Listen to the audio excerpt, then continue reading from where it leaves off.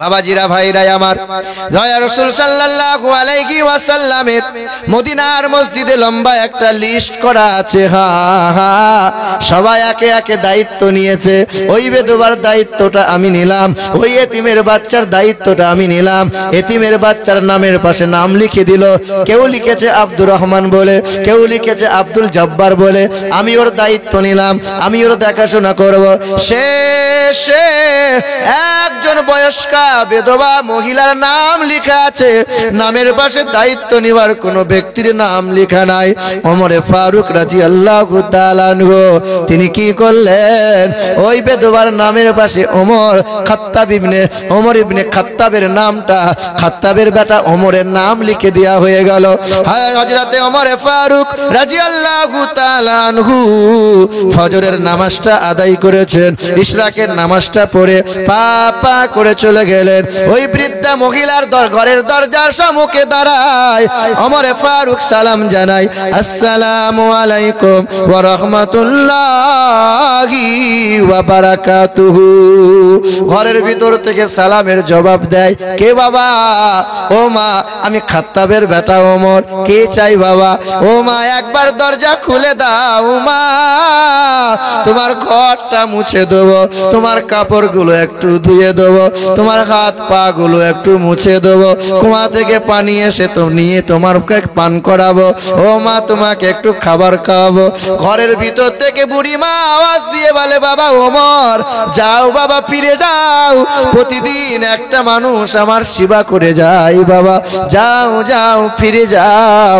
ওমরে ফারুকের মনটা খারাপ হয়ে গেল, মুখটা ছোট করে হযরতে ওমরে ফারুক রাদিয়াল্লাহু তাআলা আনহু বাড়ি চলে গেলেন। মনে মনে চিন্তা করলেন, কোন মানুষ আমার আগে আগে তার সেবা করে দেয়? না না, আজ আর ফজরের পরে যাব না, ফজরের আগে আগে একটু যাব।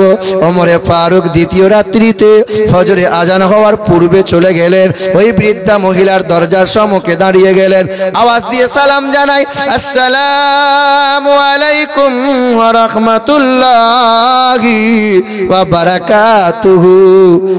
সঙ্গে সঙ্গে সালামের জবাব দেয়, কে বাবা? ও মা, কাল এসেছিলাম, আমি সেই খাত্তাবের বেটা ওমর। ও বাবা ওমর, কি চাই বাবা? ও মা, একবার দরজাখানা খুলে দাও মা, আমি তোমার সেবা করব মা, তোমার ঘরটা একবার মুছে দেবো। এ মুসলমান, ওটা ওমরের জন্মদাতা মা নয়, তোমার তো জন্মদাতা মা এখনো হায়াতে আছে। কোনোদিন তো মনে হলো না মায়ের জ্বর এসেছে, পায়ে একটু তেলটা মালিশ করে দিই? কোনোদিন তো মনে হলো না মা, আজকে তোমার ঘরটা আমি সাফ করে দেবো, মা তোমার বিছানা একটু পরিষ্কার করে দেবো? এ মুসলমান সোনার টুকরো বন্ধুরা, ওমরে ফারুক রাদিয়াল্লাহু তাআলা আনহুকে দ্বিতীয় রাত্রিতে বৃদ্ধা মহিলা আওয়াজ দিয়ে বলে, ও বাবা ওমর, ফিরে যাও বাবা, ফিরে যাও। প্রতিদিন যে মানুষটা সেবা করে যায়, আজও মানুষটা আগে আগে তোমার আগে সেবা করে দিয়ে গেছে বাবা। ওমরের মনটা আরো খারাপ হয়ে গেল। সেই মানুষটাকে আমি ওমরের আগে আগে কে বৃদ্ধার সেবা করে যাই। ওমর চিন্তায় চিন্তিত হলেন, কে সেই মানুষ? মুসলমানের ছেলেরা, ওমরে ফারুক রাদিয়াল্লাহু তাআলা আনহু তৃতীয় রাত্রিতে আর ফজরের আগে নয়, ফজরের পরে নয়, ইশার নামাজটা পড়ে নিলেন। দৌড়ে দৌড়ে চলে গেলেন। জ্যোৎস্না রাত ছিল। সঙ্গে সঙ্গে বৃদ্ধা মহিলার দরজায় আওয়াজ দিয়ে দিলেন, মা, দরজা খুলে দিলেন। ও মা, তোমার বিছানা একটু সাফ করে দিই, তোমার পানি একটু উঠিয়ে কাপড়টা একটু ধুয়ে দিই। ও মা, তোমার ঘরটা একটু মুছে দিই। ও মা, তুমি একটু বসো, আমি তোমাকে একটু খাবার খাইয়ে দিই। ওমরে ফারুক রাদিয়াল্লাহু তাআলা আনহু রুটিগুলো টুকরো টুকরো করে, রুটিগুলো লুকমা লুকমা দিয়ে মায়ের জবানে, মায়ের মুখে যেমন দেয়, সঙ্গে সঙ্গে বৃদ্ধা মা ঝরঝর করে কান্না করে যায়। মা কান্না করে, বুড়ি মা কান্না করে। ওমরে ফারুক জিজ্ঞাসা করে, মা, কারণটা কি? কোনো কি বেয়াদবি করলাম নাকি? সঙ্গে সঙ্গে বুড়ি মা বলে, বাবা ওমর, ও বাবা ওমর, না বাবা না, প্রতিদিন যে মানুষটা আমার সেবা করে যায় ওই মানুষটা জানে আমি চোখে তেমন দেখতে পাই না, ওই মানুষটা জানে আমার কোনো দাঁত নাই, চিবিয়ে খেতে পারি না, তাই সেই মানুষটা মুখে রুটিটা নিয়ে চিবিয়ে চিবিয়ে নরম করে দিয়ে তারপরে আমার মুখে লোকমাগুলো তুলে তুলে দেয়। ওমর কান্না করতে লাগলেন, মা বলো মা ওই মানুষটা কে মা? ওমর বলেন কোনোদিন ওই মানুষটা কোনোদিন নামটা বলে নাই। ওমরে ফারুক বললেন ঠিক আছে মা, আমি আজকে দেখব ওই মানুষটা কে। ওমরে ফারুক রাদিয়াল্লাহু তাআলা আনহু কি করলেন, দরজার পাশে দাঁড়িয়ে গেলেন, এক করে দাঁড়িয়ে গেলেন। অর্ধরাত্রিতে জ্যোৎস্না রাত্রিতে খালি পায়ে ওই মানুষটা পা পা পা পা করে আসতেছে। ওমরে ফারুক রাদিয়াল্লাহু তাআলা আনহু দেখতে পেয়েছে দরজায় যেমন মানুষটা আওয়াজ দিতে যায়, ছুটে গিয়ে ওমরে ফারুক হাতখানা ধরে নেয়। কে তুমি? তোমার পরিচয় কি? নাক মুখটা বাঁধা আছে, কথা বলে না, পরিচয় দিতে চাই না, হাত ছাড়াতে চাই, ওমর হাত ছাড়ে না। এমন সময় মুখের কাপড় নেমে যায়, ওমরে ফারুক চমকে যায়। ওই মানুষটা কে জানো? ওমরে ফারুক জানিয়ে দেয়, শোনো শোনো, ওই মানুষটা কে? প্রথম মুসলমান হয়েছিলেন যে, প্রথম মুমিন বান্দা যে, প্রথম খলিফা যে, প্রথম জান্নাতের সার্টিফিকেট পেয়েছে যে, নবীর সঙ্গে হয়ে মক্কা থেকে মদিনায় সর্বপ্রথম গিয়েছে যে, ওই মানুষটাকে বিলালকে নিজের অর্থ দিয়ে নবীর কাছে কিনে আজাদ করেছিলেন যে, ওই মানুষটাকে নবীজির রওজা মুবারকের জায়গাটা যিনি অর্থ দিয়ে কিনে দিয়েছিলেন যে, ওই মানুষটাকে নবী মিরাজ থেকে ফিরে আসার পথে সর্বপ্রথমে নবীর কথা বিশ্বাস করে নিয়েছে যে, ওই মানুষটাকে নবী হায়াতে থাকাকালীন ইমামতির জায়গায় দাঁড়িয়ে ইমামতি করেছেন যে, ওই মানুষটাকে পৃথিবীর জমিনে সবচেয়ে নবীর পরে ইমানদার যিনি, ওই মানুষটা হলেন তিনি যিনি গাছের পরিন্দাগুলোকে দেখে কান্না করে বলতেন, হে গাছের পরিন্দা তুমি কত ভাগ্যবান, তুমি এই গাছে বসো, ওই গাছে বসো, গাছের ছায়া তলে বাস করো, ফল ফুল খেয়ে দিন কাটিয়ে দাও, হাসরের ময়দানে তোমার কোনো জান্নাত জাহান্নাম বলে চিন্তা নাই, তোমার কোনো হিসেব নাই, আমার মতো মানুষটার হিসেব হবে। আমি যদি ওই মানুষ না হয়ে তোমার মতো যদি পরিন্দা হয়ে যেতাম, নসিবটা খুশ নসিব হয়ে যেত। ওমর বলেন জানো নাকি ওই মানুষটাকে? ওই মানুষটা হলেন নবীজির প্রিয়তম খলিফা হযরতে আবু বকর সিদ্দিক। সুবহানাল্লাহ, যারা বলো সুবহানাল্লাহ, নারায়ে তাকবীর। আর একটু আস্তে করে নারায়ে তাকবীর। দম দিয়ে দিয়ে কি নারা লাগানো হয়? ওই পাম দিয়ে বেলুন ফুলানো হচ্ছে। এ বাবা, বাবাজিরা ভাইরা আমার, মানুষের সেবা করো, গরিবের পাশে দাঁড়াও, বেদবাদের পাশে দাঁড়াও, হ্যাঁ হ্যাঁ, সবচেয়ে বেশি নিজের মা আব্বার সেবা করো। শুধু হাতটা তুলে বললে হবে না, এতিমের সেবা করব, বেদবাদের সেবা করব। যে নিজের বাপ মায়ের সেবা করতে পারে না, সে কোনোদিন কোনো প্রতিবেশীর পাশে দাঁড়াতে পারে না, কোনোদিন পারবে না। জন্মদাতা বাপ মায়ের যে সেবা করে না, হ্যাঁ, মুসলমানের ছেলেরা, হে সোনার টুকরো বন্ধুরা আমার, সুধী মানুষেরা, নিজের অন্তরটাকে নরম করো। এখন তো টাকা হলে আর মাটিতে ঠিক মতো পা পড়ে না। গফফারকে বলে গফু, ও গফু। গরিব মানুষ যদি হ্যাট হয়ে চলে, কিরে কোমর ভেঙে গেল? গরিব মানুষ যদি ঠাড়ো হয়ে চলে, কিরে টাকা হয়েছে? গরিব মানুষ হ্যাট হলেও দোষ, ঠাড়ো হলেও দোষ। কি বলছেন বলেন? এ বাবাজিরা ভাইরা আমার, বারবার বলি নিজে একটু ভালো হও, নবীর সুন্নতটাকে জিন্দা করে নাও, কারণ আল্লাহ পাক সবচেয়ে বেশি মহব্বত করেছেন আমার নবীকে। আর নবী বলেন সবচেয়ে বেশি চিন্তা আর মায়া করি আমার গুনাহগার উম্মতিকে। সুবহানাল্লাহ, সবচেয়ে বেশি। শুধু মুখে দাবি করলে হবে না নবী নবী। আল্লাহর নবী যখন তায়েফের মাটিতে মার খেয়েছিলেন, মার খাওয়ার পরে কাবা ঘরের পাশে দাঁড়িয়েছিলেন। হজের মৌসুম ছিল, দেশ বিদেশের মানুষরা হজ করতে এসেছিল। আল্লাহর নবী দেশ বিদেশের মানুষগুলোকে দেখে আল্লাহর পরিচয় দেবে বলে সবার সামনে দাঁড়িয়েছেন, আর নবীর নুরানি চেহারা দেখে মৌমাছির মতো নবীকে ঘিরে ধরেছিল, আল্লাহর পরিচয় দিচ্ছিলেন। এমন সময় বেঈমান আবু জেহেল চক্রান্ত করেছিল যে জনমের মতো মোহাম্মদকে মেরে ফেলবো, আর আল্লাহ আল্লাহ বলনেওয়ালা কেউ রইবে না। মোটা একটা পাথর নিয়েছিল, পা পা করে পিছনে পিছনে গিয়ে, এই যে মা খালারা তোমরা যাচ্ছ যাও, যে মা খালাগুলো আছো মা, তোমাদের জন্য দুটো ওষুধ নিয়ে এসছি মা, হাঁটুতে যন্ত্রণা আর কোমরে যন্ত্রণা যদি হয় মা পয়সা নেবো না, শেষের বেলায় দুয়ার পরে ওষুধটা একটু মনে করে নিয়ে যেও মা। আর একটা দেবো ওষুধ, যেটা যদি 5 বছর 10 বছর ছেলে হয়নি, হয় না এরকম হোসেনাবাদে কত বাঁজা আছে ছেলে মেয়ে হয়নি, শেষের বেলা একটু দেবো, ফ্রিতে নিয়ে যাও, তোমার খালা তোমার চাচি চাচা নানা নানি আছে অনেকজনের ছেলে মেয়ে হয়নি, 3 মাস দিও, 3 মাস খাবে, কাজ হয়ে যাবে। আর হাঁটুতে কোমরে যন্ত্রণা যারা, চুপ করে একটু বসো, শেষের বেলায় দোয়া খানি হওয়ার পরে নিয়ে যাবে। দেখো ঘুরে যাচ্ছে, নেবে আর যাবো না, খালি বস। এ বাবাজিরা ভাইরা আমার সোনার টুকরো বন্ধুরা, আমার সুধী মানুষেরা, আল্লাহর নবী আল্লাহর পরিচয় দিচ্ছিলেন। এমন সময় বেঈমান বড় একটা পাথর নিয়ে আমার নবীর পিছনের দিকে মাথাতে আঘাত করে দিয়েছিলেন। আল্লাহ রসুলের মাথাটা ফেটে গিয়েছিল, আল্লাহ নবীর মাথা ফাটা রক্তটা শরীর দিয়ে গড়িয়ে গড়িয়ে পায়ের খরমটা চামড়ার সাথে জমাট বেঁধে গিয়েছিল। আল্লাহ নবী লটকে জমিনে পড়ে গিয়েছিলেন, আল্লাহ রসুল বেহুশ হয়ে জমিনে পড়ে গেলেন। তখন দেশ বিদেশের মানুষগুলো ভয়ে সবাই পালিয়ে গিয়েছিল। বেঈমান আবু জেহেল হাসতে হাসতে বলেছিল, মোহাম্মদকে জনমের মতো মেরে দিলাম, আল্লাহ বলার কেউ আর রইল না। আল্লাহ রসুল সাল্লাল্লাহু আলাইহি ওয়াসাল্লাম তিনি বেহুশ হয়ে জমিনে পড়ে আছেন। আর ওইদিকে আমিরে হামজার একটা ঘরের দাসী, কাজের একটা মেয়ে একটা কলসি নিয়ে কাবার পাশে কুয়া থেকে পানি আনতে এসেছিল। আল্লাহর নবীর এই চেহারাটা, দৃশ্যটা দেখে কাঁদতে কাঁদতে বাড়ির সামনে গিয়ে দাঁড়িয়েছিলেন, আর বাড়ির সম্মুখে গিয়ে দাঁড়িয়ে ঝরঝর করে কেঁদেছিলেন। আমিরে হামজার বিবি ছুটে এসে জিজ্ঞাসা করেছিল, মা কাঁদছিস কেন রে মা, কি হয়েছে বল? সেদিন দাসী কাজের মেয়েটা বলেছিল, মা এমন কিছু হয়নি।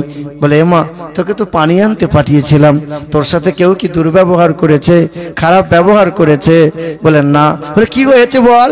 বলে যার আব্বা নাই, যার মা নাই, যার দাদু নাই, ওই ব্যক্তিটাকে এমন করে মেরেছে মনে হলো যেন ব্যক্তিটার বেঁচে নাই, মারা গিয়েছে। কার কথা বলছিস রে মা? তিনি হলেন আব্দুল্লাহর বেটা মোহাম্মদ সাল্লাল্লাহু আলাইহি ওয়াসাল্লাম। আমিরে হামজার বিবি সকাল থেকে ঝরঝর ঝরঝর করে কাঁদছেন। দ্বিপ্রহরের সময় আমিরে হামজা যখন বাড়িতে এসেছে, ঠান্ডা পানিতে হাত মুখটা ধুয়ে নেওয়ার পরে বিবিকে বলেছে খাবার দাও, খাবারটা সামনে দিয়েছে, আর বিবি ঝরঝর করে কেঁদেছে। আমিরে হামজা বলছেন, বিবি কাঁদছো কেন বলো? তুমি আমার সংসারে আছো, তুমি কি কোনো অভাব পেয়েছো? তোমাকে আমি কোনো কষ্ট দিয়েছি বলো? তোমার সাথে কোনো দুর্ব্যবহার করেছি বলো? বলেন না। কি হয়েছে বলো, তুমি কাঁদছো কেন? বলে তুমি তো চাচা, তুমি তো একটা চাচা, তার তো আব্বা নাই, তুমি তো তার চাচা, চাচা মানেই তো বাপ, যার আব্বা মা নাই। 6 মাসে বাপ গেছে, 6 বছরে মা ইন্তেকাল হয়ে গেছে, 8 বছরে দাদু ইন্তেকাল হয়ে গেছে। ওই মানুষটা, ওই ছেলেটা আমাদেরই তো ঘরের বলো, যার নাম মোহাম্মদ সাল্লাল্লাহু আলাইহি সাল্লাম। তাকে এমন করে বেঈমান আবু জেহেল মেরেছে, আমার দাসীটা সকালবেলায় খবর দিয়ে গেছে সে নাকি আর বেঁচে নাই। আমিরে হামজা খাবারের থালা সরিয়ে দিয়ে বিবির চোখের পানিটা হাতে করে মুছিয়ে দিয়ে ঘোড়ার পিঠে চড়ে দৌড়ে চলে গেল। বেঈমান আবু জেহেলের চুলের মুঠি ধরে দেওয়ালে ঘা লাগিয়েছে, মাথাটা ফেটে গেছে।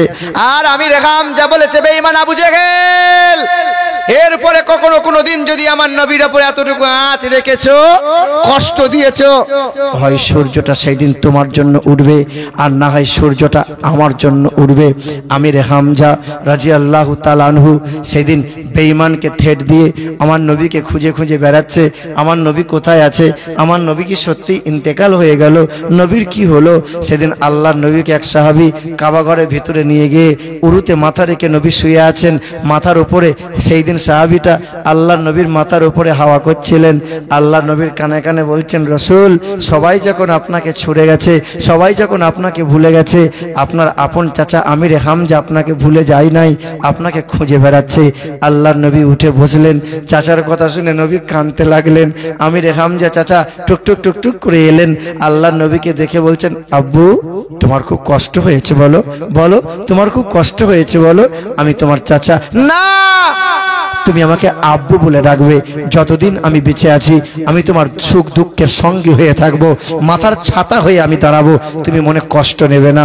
আল্লাহ নবী কাছে গেলেন, চাচার হাত দুটো ধরে বললেন, চাচা, তুমি আমাকে খুব ভালোবাসো বলো, তুমি আমাকে খুব মোহাব্বত করো বলো। বলে হ্যাঁ। বলে চাচা, তুমি আমাকে এত ভালোবাসো, খাবারের থালা সরিয়ে দিয়ে ছুটে চলে এলে, বিবির চোখের পানিটা মুছিয়ে দিয়ে তুমি আমার কাছে চলে এলে, তুমি আমাকে এত ভালোবাসো, বেঈমান আবু জেহেল আমাকে মেরেছে বলে তুমি তাকে মেরে এলে। বলে হ্যাঁ। চাচা, এই মৌখিক ভালোবাসা হাসরের ময়দানে কোনো কাজে লাগবে না চাচা। চাচা, তুমি আমার হাতটা ধরে, তুমি আমার হাতের উপরে হাত রেখে তওবা করে শপথ গ্রহণ করো, অঙ্গীকার করো, আর বলো কালমা লা ইলাহা ইল্লাল্লাহু মুহাম্মাদুর রাসূলুল্লাহ। তুমি কালেমা পড়ে নাও, আমি নবী তোমার হাত ধরে হাসতে হাসতে জান্নাতে নিয়ে যাব। জোরে বলুন সুবহানাল্লাহ। তো ইমানদার যারা হবে, ইমানদার যারা হবে, আল্লাহর বান্দা যারা হবে, নবী নবী করে তারা কাজ পাবে। বাবাজিরা, ভাইরা আমার, হে মুসলমানের ছেলেরা, ইংল্যান্ডের রানী এলিজাবেথ ৭৭ বছর বেঁচে ছিল, শাসন করেছিল, রানী ছিল। তার মাথায় একটা ৩.৫ কোটি মার্কিন ডলারের মুকুট ছিল, কোহিনূর পাথরের মুকুট ছিল। ওই আপনার এলিজাবেথ না, রানী ৭৭ বছর বেঁচে ছিল, অনেক দিন বাঁচবো বলে মনে বড় আশা করেছিল।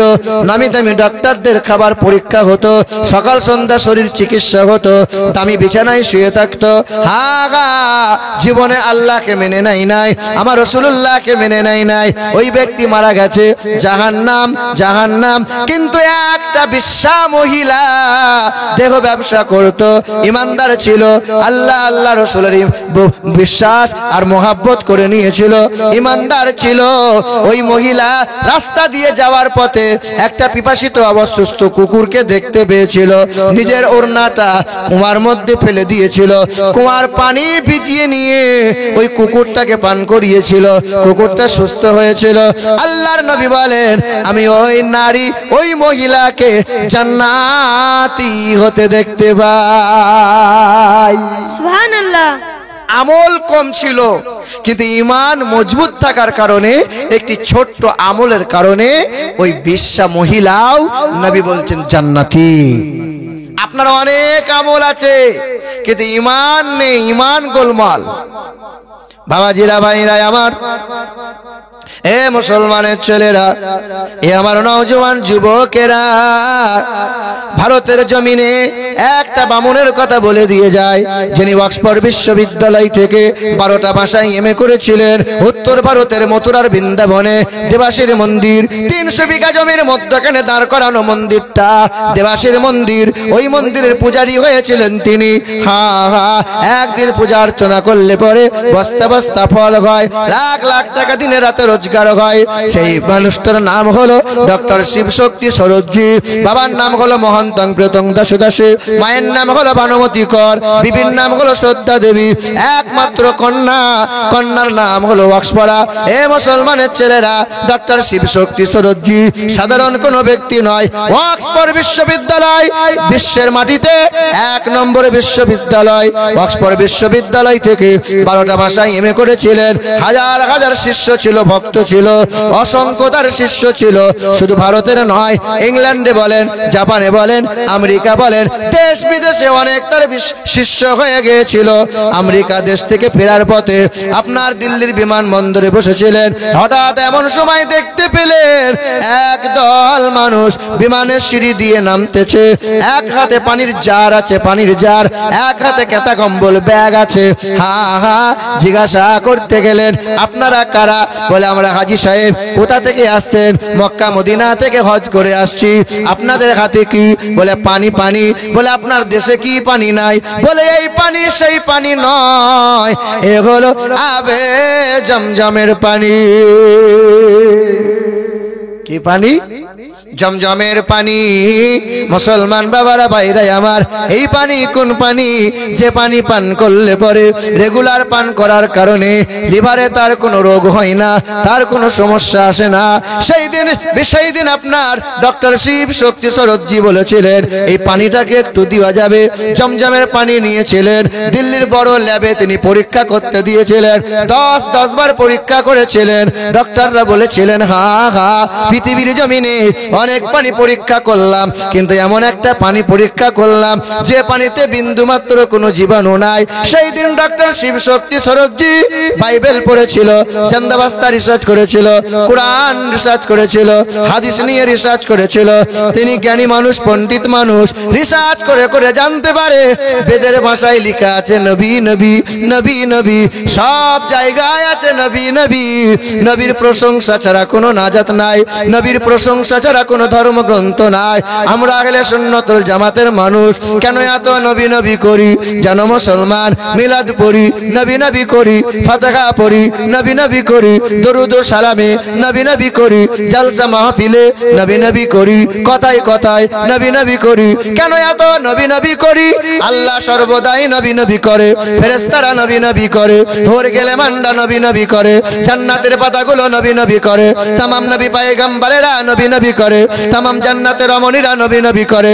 হযরত আবু বকর নবী নবী করেছে, ওমর ফারুক নবী নবী করেছে, উসমান গানি নবী নবী করেছে, মাওলা আলী নবী নবী করেছে, হযরত তালহা নবী নবী করেছে, আব্দুর রহমান বিন আউফ নবী নবী করেছে, হযরত সাদ ইবনে আবি আক্কাস নবী নবী করেছে, হযরত আবু হুরায়রা নবী নবী করেছে, আব্দুল্লাহ বিন হুযাইফা নবী নবী করেছে, ইমামে হাসান নবী নবী করেছে, ইমামে হুসাইন নবী নবী করেছে, আম্মা আমিনা নবী নবী করেছে, আম্মা খাদিজা নবী নবী করেছে, আম্মা আয়েশা নবী নবী করেছে, আম্মা হাফসা নবী নবী করেছে, আম্মা মারিয়া নবী নবী করেছে।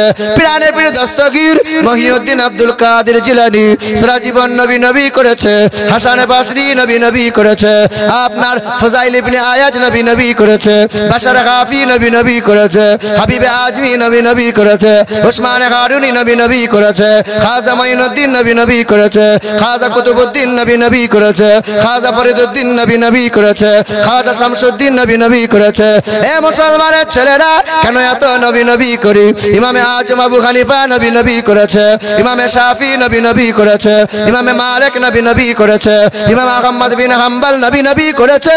এ মুসলমান, আপনি মালদা ডিস্ট্রিক্টে চলে যাবেন, হ্যাঁ হ্যাঁ, আলাউল হক পান্ডবী রহমাতুল্লাহ আলাই সারা জীবন নবী নবী করেছে, সিরাজউদ্দিন আকি রহমাতুল্লাহ আলাই সারা জীবন নবী নবী করেছে।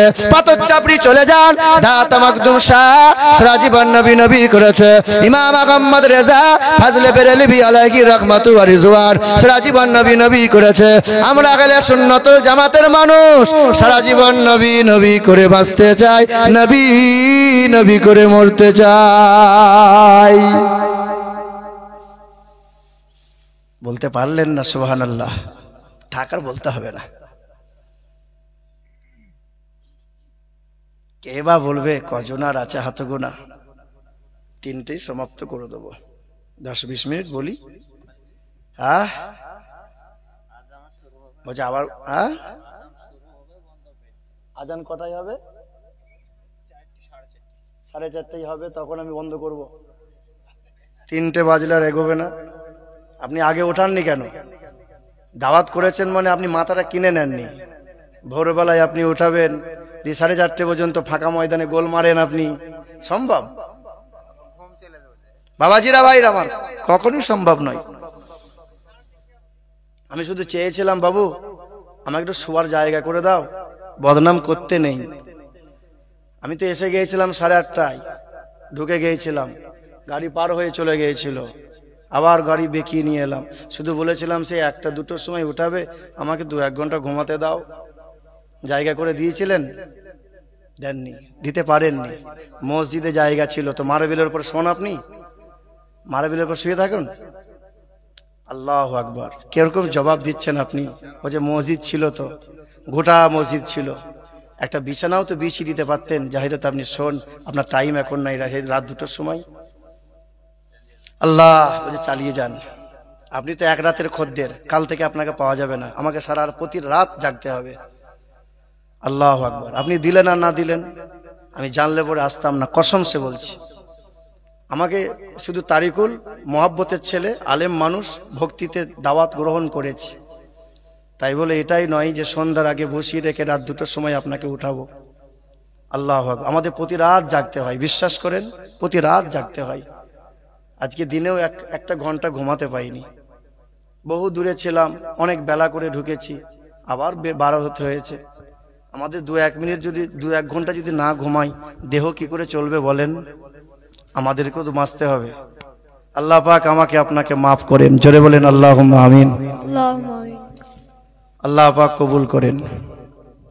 একবার দরুদ শরীফ পড়ি, আল্লাহুম্মা সাল্লি আলা সাইয়্যিদিনা মাওলানা মুহাম্মাদ ওয়া আলা আলি সাইয়্যিদিনা মাওলানা মুহাম্মদ সাল্লু আলা মুহাম্মাদিন সাল্লু আলা মুহাম্মাদ হরদম ज़बान से निकालो পাক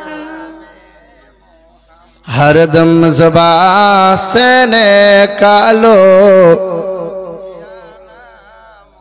মুসলমানের ছেলেরা, হে নওজওয়ান যুবকেরা, ওই দিল্লির বিমানবন্দর থেকে 1 লিটার পানি নিয়ে নিলেন, জমজমের পানি। এই মানুষটা পানি নেওয়ার পরে চিন্তা উদয় হয়ে গেল, বাইবেল পড়ে, জান্দাবাস্তা পড়ে, দেখতে পাই সর্ব জায়গায় নবী নবী নবীর কথা লেখা আছে। এ বাবারা ভাইরাই আমার, এই মানুষটা ওই দেওয়াসের মন্দিরে 300 বিঘা জমির মধ্যখানে দাঁড় করানো, ওই মন্দিরে দাঁড়িয়ে দাঁড়িয়ে পূজা দেবে হাজার হাজার জনতা, উকিল বলো, ব্যারিস্টার বলো, শিক্ষিত উচ্চ পদবী মানুষ যারা থালা নিয়ে দাঁড়িয়েছিল, ও ব্রাহ্মণ বাবাজি, আমার পূজা আগে করে দেন, আমারটা আগে ঠাকুরকে বলে দেন, আমার কষ্টের কথা ঠাকুরকে বলে দেন, কারণ আপনি ঠাকুর মানুষ। আপনি যদি দেবতাকে কষ্টের কথা বলে বলে দেন, আপনার কথাগুলো আগে আগে শুনবে। ওই দিন ওই মানুষটা মন্দিরে দাঁড়িয়ে দাঁড়িয়ে বলেছিল, এ ঢোলক বাবাজি, আজ ঢোল বাজাবি না, বিনা ঢোলে আজ মন্ত্র পাঠ করে নেব।